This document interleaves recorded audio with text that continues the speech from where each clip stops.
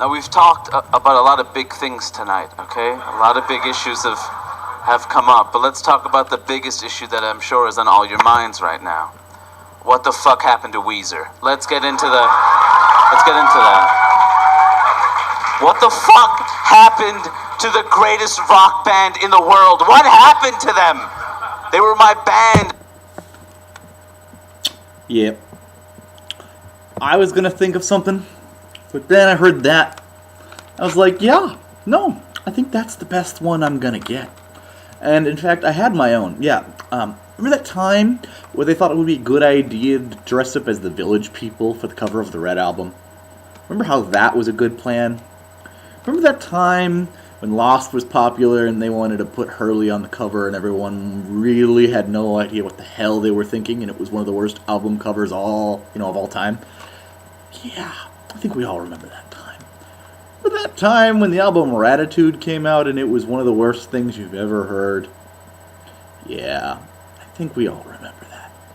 Well, in any case, these albums, the albums of the Weezer past this man was talking about, if you get the chance, check out the full joke, it's hilarious. Talks about the Weezer demise, and I'm here to talk about the Weezer resurgence.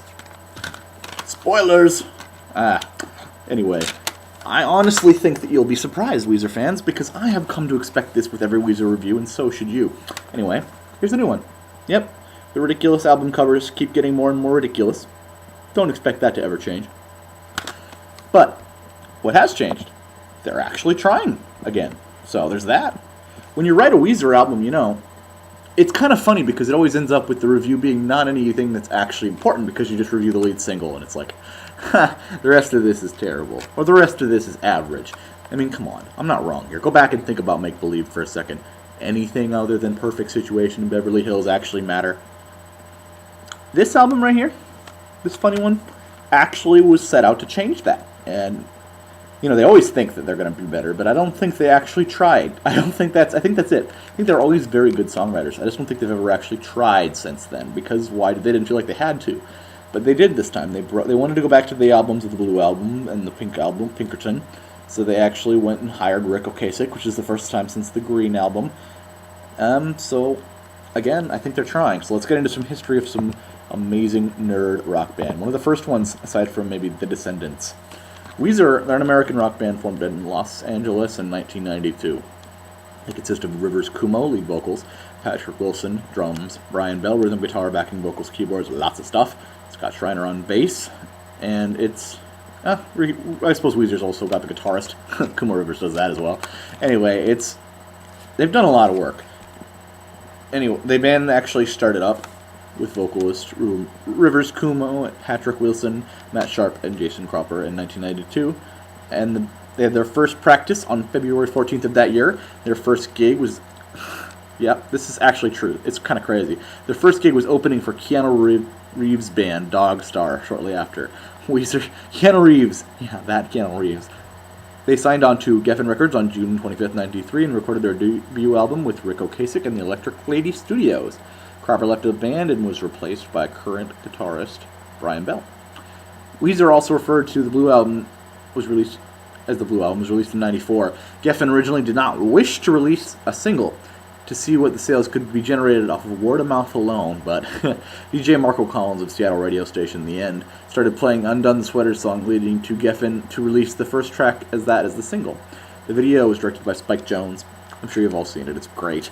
The filming of an unbroken take of this giant sweater being unwound. They found huge, amazing practice with this.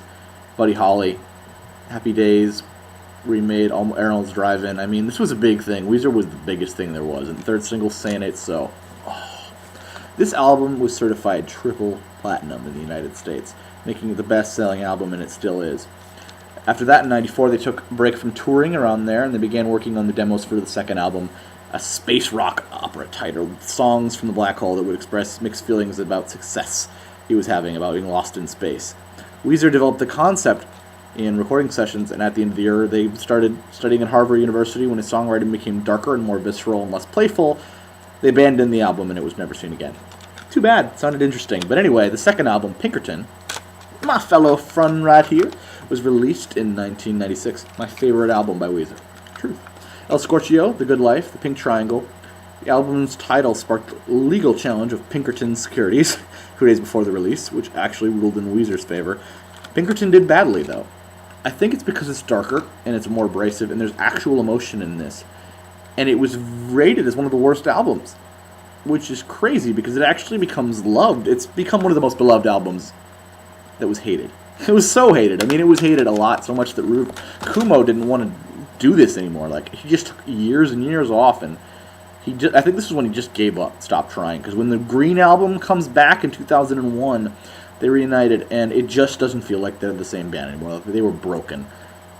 They came back with Island, and that was a good song. Hash Pipe. But I don't think it was ever the same. They decided to make the album and title it Weezer again. The Green album, Hash Pipe Island in the Sun, and they made some huge things with that. And then, of course, in 2002, they put out Maldroit, allowing fans... It was a more straightforward rock album, but it was also sort of spacey and wacky. It was their wackiest song of the time. From there, they went from Maldroit to Make Believe. Of course, Beverly Hills, Rick Rubin jumps in. The Red album, 2008, Rick Rubin's still there. Pork and Beans, Ratitude, why? They put out Ratitude, and I started hitting them a little bit. Hurley came in 2010, and 11 was believed they released the False Death Metal Rarities, and now we're here. So that's the Weezer history for you. And we're going to jump into the write-up I made for Weezer. Again, I don't need it, but we'll do it anyway, because it's fun. First track on the album, it's called Ain't Got Nobody. Again, it opens about a little girl being unable to sleep, and the mom comes in and tells her everything will be alright in the end. We said the song title at the beginning of the album because we're Weezer. It launches into a familiar emo sing-along territory, like Pinkerton or the Blue Album, where it's a relationship, but about a girl who can't be loved. Ruber's, it's Kumo, let's be honest. He just wants to be loved. Why can't we just love him? Somebody just give that man a hug. On number 2, we get to Back to the Shack, the lead single, and of course Brilliant, because the lead singles by Weezer are always brilliant, never knowing if it's going to continue past that point. It's an ode to the past, praising his fans for sticking around so long, covers everything. It finally settled down with my girl, I made it up with my dad. He sung a lot about famous relationship cover problems over the years. In this, we'll call the Blinkerton era. But famously on Say It Ain't So, we talked about how he destroyed over his dad's alcoholism. And this song is killer in every way, because it even talks about how he's gotten over the problems and they've changed the band. He's actually forgiven his father. And it's just a great song. It's catchy, it's lyrically fun, transports us back to the 90s, and they promise to rock again like 1994. Let's see if they can hold up on that promise here from song 2. Number 3 is Eulogy for a Rock Band.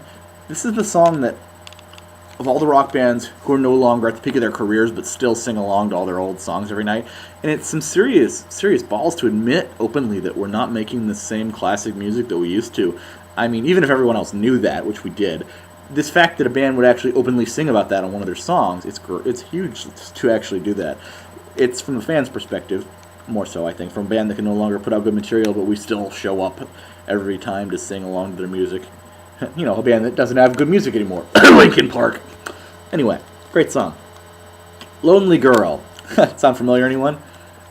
This song goes back to the days of the unhappy relationship where a couple is still together, but they're very lonely together and would probably be happier apart. Kumo is trying to be the ever-optimist, as he always is here, trying to keep the spark back in the relationship. A very simple but reversed idea from the one he sings on No One Else on the Blue album.